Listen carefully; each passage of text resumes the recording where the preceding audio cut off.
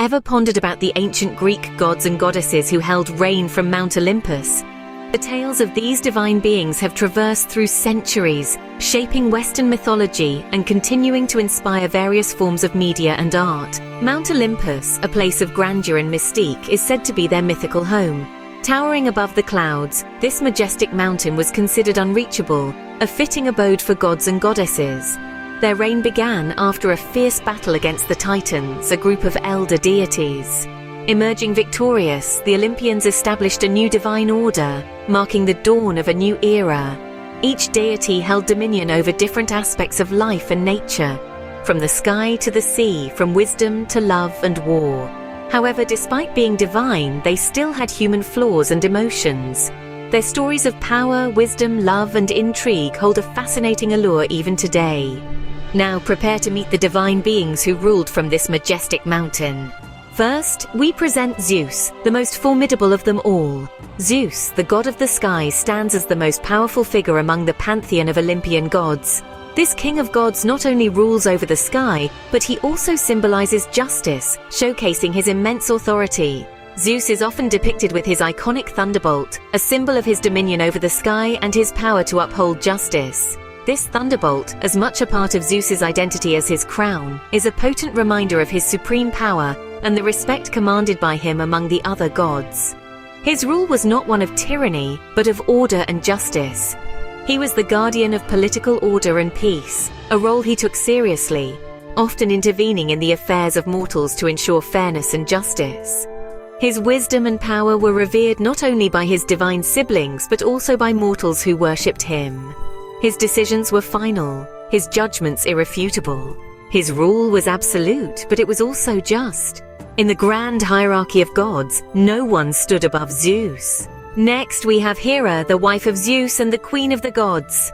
Hera, with her regal stature, held dominion over the realms of marriage and family, embodying the virtues of fidelity and maternity.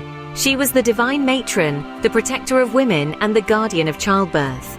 Yet, her role extended beyond the hearth and home.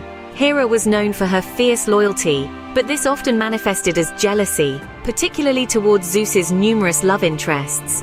This jealousy was not without consequence, and Hera was renowned for her cunning and her vengeance. Her wrath was a formidable force, often directed at those who crossed her, be it god or mortal. Her stories are rife with intrigue, passion, and conflict, painting a picture of a goddess who was both nurturing and vengeful. Hera's duality, her capacity for both love and retribution, reflects the complexities of the human condition. Hera, the divine emblem of marriage and family, was a force to be reckoned with. Now let's turn our attention to Poseidon and Demeter, the divinities of natural forces. Poseidon, the powerful god of the sea, was a figure of immense importance in ancient Greece, a seafaring nation. His mighty trident could stir up tempestuous storms, and yet he could also calm the waves, providing safe passage for sailors. But Poseidon's influence wasn't confined to the sea alone. He was also known as Earthshaker, the one who caused earthquakes, a common occurrence in the Hellenic world. On the other hand, we have Demeter, the nurturing goddess of agriculture. She was deeply loved by mortals for her most precious gift, the grain. The cycle of planting, growing, harvesting was sacred to Demeter. She was the one who taught mortals the art of agriculture, ensuring their survival.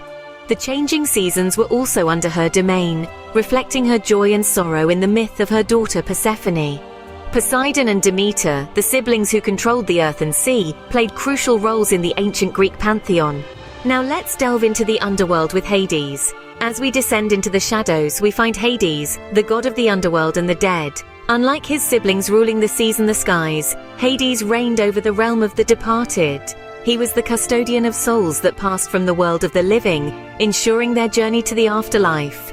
Despite his grim role, Hades was not considered evil, but rather a necessary part of life and death. A figure often misunderstood, his job was not to cause death, but to provide the departed with their final resting place. One of his most significant roles in Greek mythology was his abduction of Persephone, the daughter of Demeter. The myth explains the seasons, as Demeter's grief for her lost daughter caused winter, and her joy upon Persephone's return brought about spring. Hades, the lord of the underworld, played a crucial role in the balance of life and death in Greek mythology. Meet Athena and Apollo. the patrons of wisdom, warfare, and arts. Athena, the daughter of Zeus himself, was a symbol of wisdom and strategic warfare. She was not a deity of brute force, but of intelligence and strategy, always favoring the thoughtful warrior over the reckless one. As an embodiment of wisdom, Athena's influence can be seen in the many Greek heroes she guided and protected. Turning our gaze to Apollo, the sun god himself. He was not just the bringer of daylight, but also the patron of music and prophecy.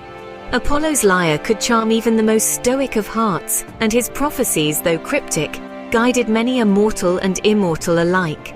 The sun god's influence extended beyond the physical realm, as he was also the divine patron of intellectual pursuits and the arts. Athena and Apollo, the divine patrons of wisdom and arts, left an indelible mark on Greek mythology. Next up are Artemis, Ares, and Aphrodite, a diverse trio with unique portfolios. Each one of these deities had a distinct role in the grand cosmic theatre of ancient Greece. Let's begin with Artemis, the goddess of the hunt. She was also the protector of young girls and animals. Artemis was known for her independent spirit and her unyielding integrity. She was a beacon of strength and resilience, embodying the wild nature of the wilderness she governed. Then there's Ares, the god of war. Ares was a figure who commanded both respect and fear. He was the embodiment of physical valor and raw combat. His presence on the battlefield was a force to be reckoned with, representing the chaos and destruction that comes with warfare. Last but not least, we have Aphrodite, the goddess of love and beauty. She was the heart of passion and desire. Aphrodite's influence was pervasive, reaching into the hearts of both gods and mortals alike. She symbolized the power of attraction and the complex emotions tied to love. Artemis, Ares, and Aphrodite, each with their unique domains, added richness to the Greek pantheon.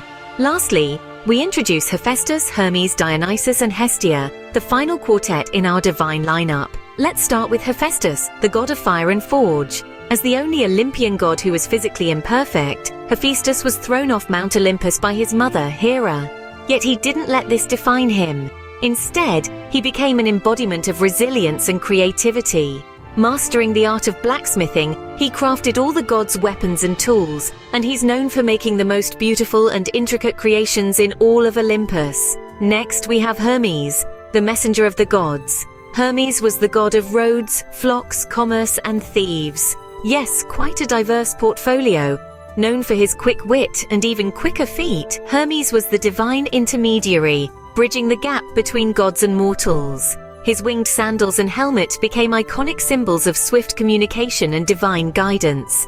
Then there is Dionysus, the god of wine, pleasure, and festivity. Dionysus was the life of the party, the patron of theatre, and the liberator of the senses. His followers, known as the Maenads, held wild celebrations in his honor. But Dionysus also had a serious side. He taught mortals how to cultivate grapevines and make wine, playing a crucial role in the development of ancient Greek society.